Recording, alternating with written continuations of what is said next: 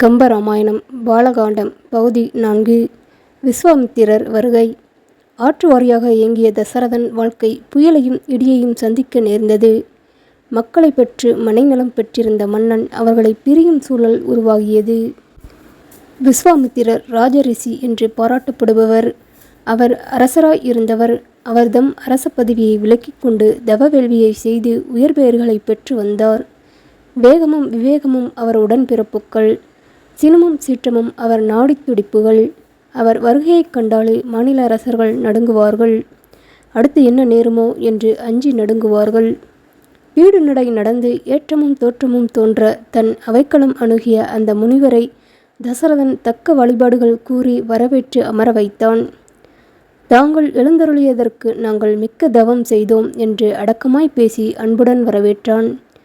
இருகை வேலம் என விளங்கிய தசரதன் தருகை எதுவாயினும் தயங்கேன் என்று கோரினான். கேட்பது எதையும் தருவதாய் வாக்கும் அளித்தான். யான் கேட்பது பொன்னும் பொருளும் அல்ல, பூவும் வழிபாடும் அல்ல. உன் நன்மகன் ராமன், அவனை என்னுடன் அனுப்புக என்றார் முனிவர். கேட்டதை அரசனால் மறுக்க முடியவில்லை. அதே சமயத்தில் மகனை விட்டு பிரியவும் அவனால் முடியவில்லை. அதை தவிர வேறு ஏதேனும் கேட்டால் ஓப்பேன் என்றான். வந்ததே அவனுக்காகத்தான், தருவேன் என்று கூறிய பின் மறுப்பு ஏன் என்றார் முனிவர். துறவிக்கு இவன் எவ்வகையில் உதவுவான்? இவனை மறப்பதற்கு வழி தேடின் நலமாகும் என்றான் வேந்தன். நான் துறவிதான், அறம் தழைக்க அவனை அழைக்கின்றேன். இழைக்கும் வேள்விகளை அளிக்கும் அறக்கரை ஒழிக்கும் வகைக்கு அவன் வந்து உதவ வேண்டும் என்றார் முனிவர். போர்ப்படை காணாத பற்றிலம் பாலகன் என் மகன். தேர்ப்படை கொண்டு உமக்கு துணையாக நானே வருகிறேன் என்றான் வேந்தன். கேட்டது தருவேன் என்றாய், வேட்டது தருவாய் என்று கேட்டேன். வாய்மை தவறாத மன்னன் நீ இப்பொழுது வாய் தவறுகின்றாய். பாசமும் பந்தமும் உன் மகன்பால் வைத்த நேசமும் உன்னை இழுத்து பிடிக்கின்றன.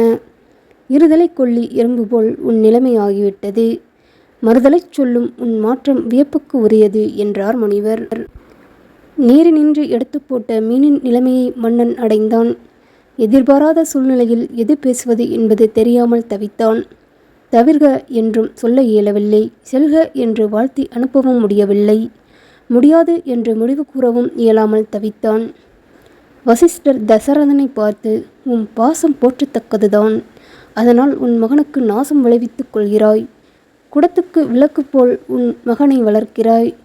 அவனை தடத்தில் விட்டு தலைக்கச் செய்ய வழிவிடுக. காற்று வரும்போது தூற்றிக்கொள்வது ஏற்றம் தரும். கல்வி கரையற்றது. கற்க வேண்டியவை இன்னும் உள. படைக்கலம் பயின்ற மாமுனிவன் உன் மகன் கரையேற கிடைத்த மரக்கலம் என அறிக. ஆசனாக வந்த அறிஞர் அவருடன் அனுப்புக. அரச முனிவர் ஆதலின் விசிற படைக்கலன்கள் பல அவரிடம் உள்ளன. அவற்றை தக்கவர்க்கு தர காத்து இருக்கிறார். உன் மகன் வீரமிக்கவன் என்று தெரிந்தால் அவற்றை அவனுக்கு அளிப்பது அவர் உறுதி. வாய்ப்புகள் வந்து கொண்டே இருப்பதில்லை. அதை தவறவிட்டால் வழுக்கி விழ வேண்டுவதுதான். நீர் அவருக்கு உதவுவது எளிது. அதைவிட அந்த வாய்ப்பை உன் மகனுக்கு தருவது வலிது. அதனால் அவனுக்கு புது பயிற்சிகள், முயற்சிகள், வெற்றிகள் காத்து கொண்டு இருக்கின்றன. அவனை அனுப்பிவிட்டு மறுவேளை பார். அவனை தடுக்க நீர் யார்? நன்மைகள் எடுத்து கூறிச் செல்வதன் நன்மையை அறிவுறுத்தினார். இருள் அகன்றது. ஒளி திரிந்தது. பாசத்திரை தன் பார்வையை மறைத்திருந்தது. அதை விலக்கிவிட்டு வெளிப்பற்றவனாக தசரதன் நடந்து கொண்டான். வழி தவறியதற்கு வருந்தினான். குருடனாக நடந்து கொண்ட அவன் புத்தொளி பெற்று மகனை முனிவனுடன் அனுப்பி வைத்தான். விஸ்வாமித்திரர் ராமனை கேட்டார். லக்வன் வருவதை தடுக்கவில்லை. நிஜத்தை விட்டு பிரியாத நிழலாக இளையவன் லக்வன் அழைக்காமலே அண்ணன் ராமனை பின்தொடர்ந்தான். முனிவன் முன்னே நடக்க அவன் பின்னே இவ்விளையவர் இருவரும் தொடர்ந்து நடந்தனர்.